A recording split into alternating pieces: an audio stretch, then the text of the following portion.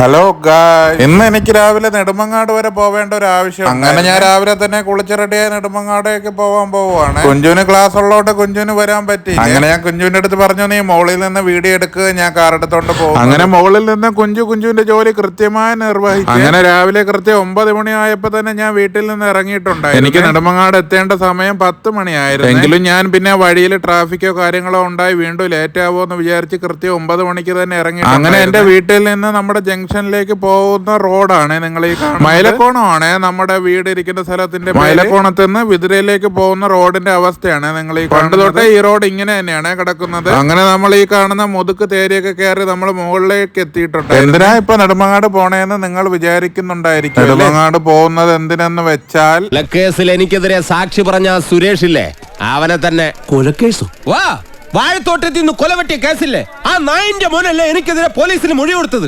അവന്റെ കണക്ക് തീർത്തിട്ട് തന്നെ ബാക്കി കാര്യം. അങ്ങനെ ആ കണക്ക് തീർക്കാൻ വേണ്ടി ഞാൻ നെടുമങ്ങാട് എത്തിയിട്ടുണ്ടായിരുന്നേ. നെടുമങ്ങാട് എവിടെയെന്ന് ചോദിച്ചാല് നെടുമങ്ങാട് ട്രസ്മി മൊബൈൽസിന്റെ അടുത്ത്. അപ്പൊ നിങ്ങൾ ചോദിക്കും ട്രസ്മി മൊബൈൽസ് എവിടെയാണെന്ന്. എങ്ങനെ ഇരിക്കുന്നു?